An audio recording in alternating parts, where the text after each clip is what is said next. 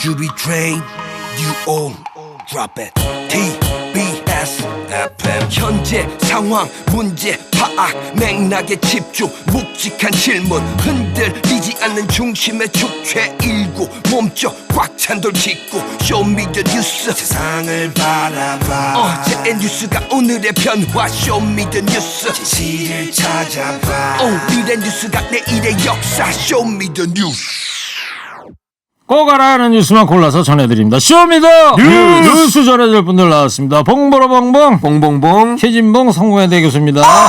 뚱커벨 인사이트 K 배종찬 소장입니다. 안녕하십니까 벨벨벨벨벨벨벨벨 간결하게 해주세요.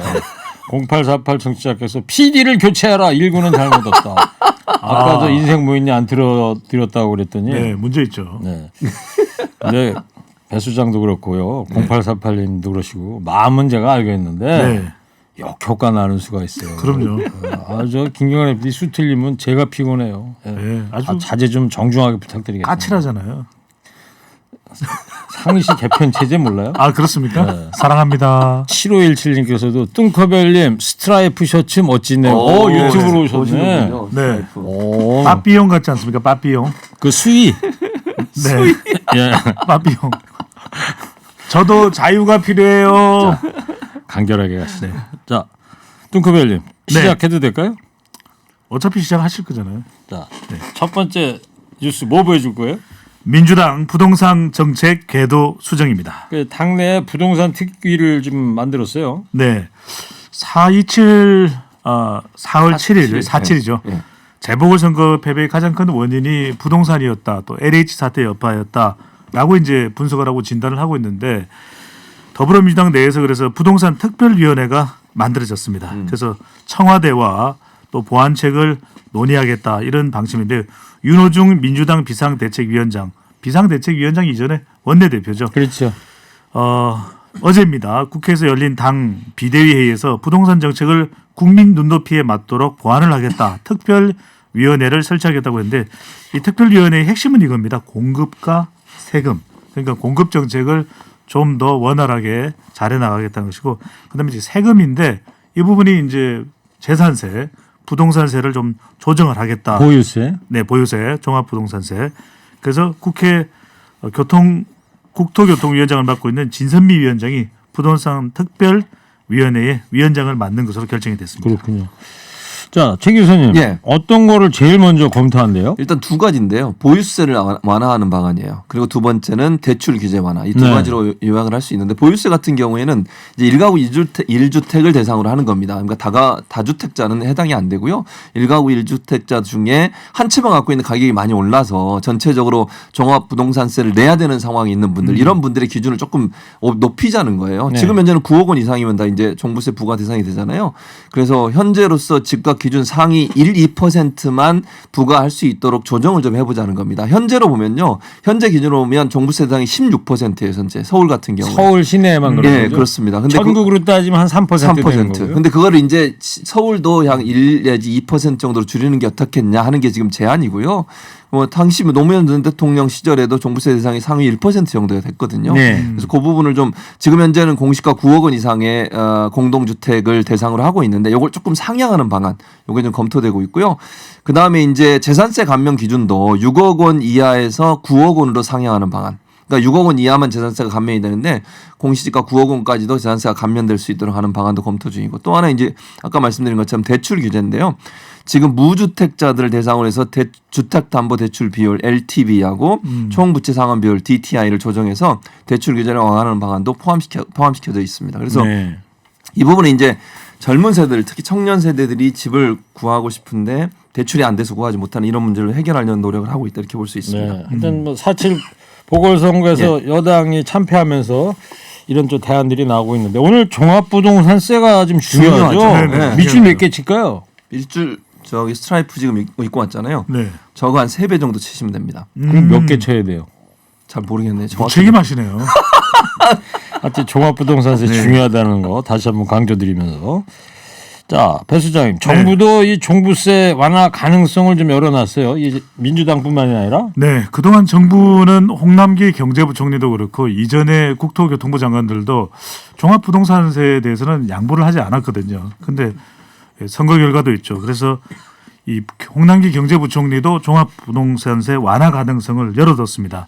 그러니까 종합부동산세가 이제 9억 원 이상 공시 이 시가를 기준으로 해서 공시지가를 기준으로 해서 이 종합부동산세가 부과되는데 이 자칫 잘못 이 종부세 대상자가 늘어난 것이 사실입니다. 왜냐하면 주택 가격이 계속 올랐잖아요. 그렇죠. 그러다 보니까 이제 종부세, 종합부동산세를 보유세를 내는 사람들도 더 늘어났는데 이 잘못된 시그널이 가지 않는 범위 내에서 좀 짚어보고 있다, 검토하고 있다 이런 이야기를 했습니다. 그런 만큼 종합부동산세가 좀 완화될 가능성, 그러니까 실제 기준 자체를 이제 금액을 지금의 9억 원이 아니라 공시지가 9억 원이 아니라 뭐 12억 원 이렇게 올라가게 되면은 그만큼 좀 완화가 된다 이렇게 볼 수가 있겠는데 기존의 기획재정부 입장하고는 다릅니다. 왜냐하면 지난번에 이 세법 개정을 할 때도 9억 원 이상 주택자에 대해서는 종부세율을 더 올렸었거든요. 네. 근데 이걸 이제 법적으로 바꾸기도 해야 되기 때문에 이것과 관련해서는 또 정부에 대해서 그동안 정책에 대해서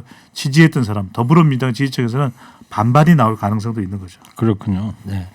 자, 최 교수님, 네. 일각에서는 이런 정부와 여당의 움직임에 대해서 우려의 목소리가 나오지 않습니까? 그렇죠. 아무래도 이제 부동산 정책이라고 하는 게 일관성이 있어야 되거든요. 지금 현재 추진하고 있는 부동산 정책이 시행된 지가 얼마 안 됐어요. 2사 부동산 정책이라고 보통 얘기하는데 이 정책이 시행된 지 얼마 되지도 않았는데 물론 선거 결과에 영향을 받았긴 했지만 이게 너무 신뢰를 훼손하는 게 아니냐 이런 우려가 있고요. 네. 두 번째는 이게 대출을 좀 더 풀게 되고 공시지가 기준으로 해서 보유세를 높이게 되면 기준을 높이게 되면 사실은 이제 집값이 상승할 우려가 있다는 점이에요. 네. 이제 왜냐하면 사람들이 이제 여러 가지 방법으로 집을 또 살 수 있는 방안들을 찾게 되고 그랬을 경우에 집값이 계속 상승할 수 있는 우려. 왜냐하면 지금 현재 좀 안정세를 접어들고 있거든요. 아니 워낙 이 종부세 상향 조정했던 이유도 집값 안정을 위한 그렇죠. 정책 네. 중에 하나였던 거 아니겠어요? 네, 맞습니다. 그래서 그런 부분들이 이제 논란이 되고 있고요. 또 하나는 이제 특정 이해 집단의 반발에 밀려서 정책이 이렇게 오락가락하게 되면 또다시 이런 문제가 발생하면 특정 지역의 어떤 목소리가 반영돼서 정책의 일관성을 잃게 되고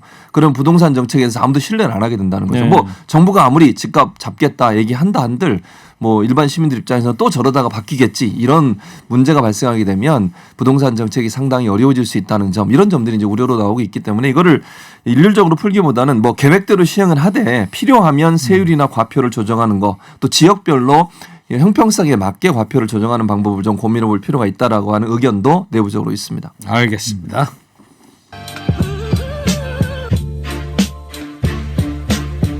배 수장님 두 번째 어떤 뉴스 보여줄 거예요? 네, 강원도가 논란의 중심에 섰습니다. 한중 문화타운 논란입니다. 네, 허대에서도 좀 말씀을 드렸는데 지금 청와대 국민청원에 이 철회해달라고 61만 명 동의가 지금 나왔습니다. 네, 참여율이 상당히 높은 네. 곳이거든요. 청와대에서 답변을 하게 되는 참여자 수의 기준이 이제 20만 명인데 예. 3배 이상 넘는 정도의 수준입니다. 자, 그래서 네. 쇼미더뉴스에서 좀 팩트 체크를 좀 한번 해보자고. 네. 우선 말입니다. 강원도가 차이나타운을 건설하고 있다. 이거 팩트에 맞는 거예요? 이건 팩트가 틀렸습니다. 차이나타운이라고 하면 미국의 경우도 그렇고 뭐 인천의 월미도의 경우도 그렇지만 주로 이제 화교가 그 지역의 거점 또는 거주하게 되거나 아니면 중국이 좀 주도를 하게 되는 경우에 차이나타운이라고 하시는데 그건 그렇죠. 아니라 뭐 차이나타운 네. 가면은 뭐 중국집이 쫙 있고 그렇습니다. 짜장면집 뭐 그런지. 네, 미국도 뭐 샌프란시스코 같은 경우에 이제 차이나타운이 만들어져 있는 경우에는 주로 이제 그 지역에 우리로 치면 화교가 많이 살고 있는 그런 지역이거든요. 아, 가보셨군요. 중국계 미국인이죠. 샌프란시스코 가보셨군요. 탕수육이 맛있습니다. 아, 그래요? 네. 우리 계속하세요. 국내 가본 거 탕수육하고 맞아? 조금 다른데 지금 그 이야기 할 때는 아니니까.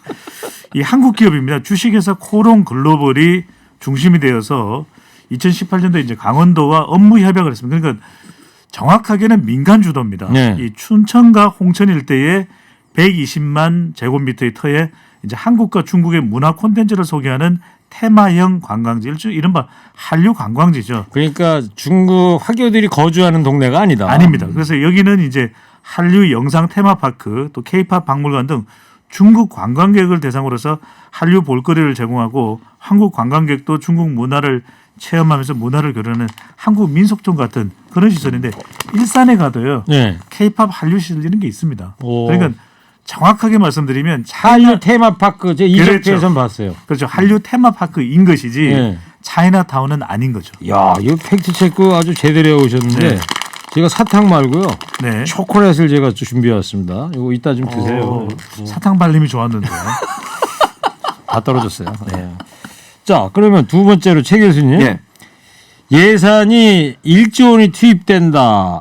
그래서 더 논란인데 어떤 겁니까? 이거 팩트 맞아요? 틀려요? 아니, 그러니까 돈이 투자되는 건 맞는데요. 네. 여기 앞에 혈세라는 말이 들어갔어요. 그러니까 청원인 같은 경우에는 무려 1조 원에 달하는 국민의 세금으로 추진된다 이렇게 주장을 하셨는데 팩트 체크를 해보면 세금은 하나도 들어가는 게 없습니다. 네. 그러니까 이 돈은 민간 자본이 투입이 되는 거예요. 아까 이제 배종찬 선생이 설명한 것처럼 강원도의 이제 코오롱 관련된 기업에서 민간 자본을 투자 받아서 그런 테마파크를 운영하겠다는 것이고요. 네. 뭐 강원도에서 세비가 들어가거나 아니면 국가의 세비가 들어가는 건 전혀 아닙니다. 그래서 강원도가 하는 일은 한 푼의 예산도 투입하지 않고요. 사업 추진을 위한 인허가, 행정 지원 이런 부분만 맡고 있는 것이고 예. 또 하나 그 중국 자본이 들어오는 게 아니냐 이런 우려가 또 있습니다. 그런데 중국 자본도 전혀 들어오지 않고 100% 우리나라 기업의 자본으로만 운영이 된다는 점. 그리고 강원도는 돈 하나도 안 들어간다고 제가 말씀드렸고 예. MOU 체결도 돈은 우리나라 민간 기업이 되는 것이고요. 이거는 중국 민간 기업도 한 푼의 돈을 여기에 투입하지 않는다라고 하는 것이 팩트입니다. 그래, 알겠어요. 세 번째 팩트 체크할 때 네. 중국의 인민일보 자회사라고 하는 인민망하고 협약을 맺었다던데 이건 왜 그런 거예요? 중국 돈이 하나도 안 들어온다면서. 인민망이 중국어로 하면 런민왕 이렇게 해서 인터넷 망입니다. 아, 그런 그런데 겁니까? 이제 그렇죠. 여기랑 이제 협약을 맺을 수밖에 없는 건 아까 이 한류 테마파크를 이제 조성하는 것이기 때문에 중국 관광객을 대상으로 많은 중국 관광객이 와서 일단 매출을 창출해주면 좋은 것이겠죠. 그렇기 때문에 중국에 많이 홍보를 해야 되니까 최문선 강원지사 이런 이야기를 했습니다. 중국에 홍보를 해야 되니까 중국에 홍보를 하기 위해서는 중국 문화 콘텐츠를 생산하는 회사와 협력을 할 수밖에 없다. 그리고 중국에서도 이런 문화 콘텐츠를 하는데 또 동참해주면 좋은 것이니까 그래서 그런 의미에서 협약을 맺은 것이지 다른 의미에서 중국 인민망과 협약을 맺은 것은 아니다. 그 인민망이라는 게 우리로 치면 뭐 네이버 다음 같은 그렇죠. 포털 사이트 네. 같은 거예요. 네네. 중국어를 잘하시네요. 이게 유일한 겁니다. 제가 유일하게 할 수 있는 중국어인데 런민왕. 네. 그래서 여기랑 홍보를 해야 되는 거니까 그래야 중국에서 관광객들이 들어오는 그런 협약을 한 것인데 알겠습니다. 여기에 대해서 왜 중국에다가 우리가 왜 여기다 강원도에 왜 조성을 해? 이게 발끈 화가 나 있는 상태인 알겠어요. 거죠. 한 세 가지 팩트 체크를 해봤습니다. 좀 정리가 되는 것 같은데 최 교수님 근데 네. 그러니까 강원도 입장은 국민 정서에 반하는 계획은 없다 이런 거예요. 그러니까 그렇죠. 그러니까 기본적으로 이제 요즘 중국에 대해서 반중 감정이 좀 있습니다. 우리나라가 왜냐하면 뭐 김치 문제도 그렇고요, 한복 문제도 그렇고요. 우리나라 문화를 마치 중국 문화인 것처럼 이렇게 막 가져가서 쓰려고 하는 그런 이제 우려들과 그런 어떤 그 뭐 상황들이 있지 않습니까? 이런 문제에 대해서 이제 반중 정서가 강한데 이런 거예요. 그렇다 하더라도 그런 반중 감정이 생기는 이유 중에 하나는 중국의 일부 잘못된 사람들이 그런 행동을 하는 것을 비판해야 되겠죠. 우리의 역사를 왜곡시키거나 우리의 역사를 가져가 자기 역사인 것처럼 얘기하거나 우리의 문화를 자기의 문화인 것처럼 소개하고 이거는 비판해야 되지만 네. 우리가 중국인들이 관광객이 많이 들어와서 우리나라가 돈을 벌 수 있도록 되는 거라면 그건 관광객 유치이기 때문에 그건 다른 차원에 접근해야 된다는 문제라는 것이죠. 이게 반중 감정이라고 하는 것이 우리나라에 들어와서 돈을 쓰고 우리나라에 와서 관광객이 많아서 우리 경제가 살아날 수 있는 기회를 준다고 하면 그런 관광 유치에 대해서는 다른 관점에 접근해 봐야 된다는 게 첫 번째 관점이고요. 또 하나는 이제 그 강원도가 생각하는 건 이거예요. 우리 국민들이 생각하는 반중 정서와 연관된 어떤 행동도 하지 않고 그야말로 우리나라의 한류 문화를 중국에 잘 소개하고 중국 관광객들이 더 많이 들어와서 우리나라에서 돈을 사용하고 쓰게 만들어서 경제적 이익을 얻기 위한 행동인 것이지 네. 뭐 반중 정서에 반하는 어떤 행동을 하는 건 전혀 없다. 그런 오해가 없기를 바란다. 이렇게 좀 밝히고 있고요. 알겠습니다. 이 사업이 현재는 기본 계획만 있고 구성 단계에 있기 때문에 실행은 아직 안 된 상태예요. 구상 단계다. 네, 이거죠? 구상 단계죠. 그래서 지금 상황에서는 앞으로 이제 이런 일이 있었으니까 제가 볼 때는 더 조심스럽게 접근하지 않을까 이런 생각은 듭니다. 네, 알겠습니다. 인민망이 people.com인데 그렇죠. 97년 1월 달에 개통이 된 거네요. 인민일보가 뉴스를 중심으로 해서 구축한 대형 온라인 포털이죠. 플랫폼 포털 네. 사이트고 인민일보사가 출자한 언론 문화 상장 기업이래요. 네. 글로벌 인터넷상에서도 세계 최고의 온라인 포털 언론 매체다 이렇게 돼 있네요.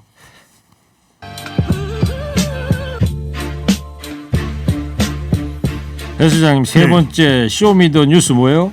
김호란 방역기획관 논란입니다. 요즘 뭐 이야기 많이 나옵니다. 네.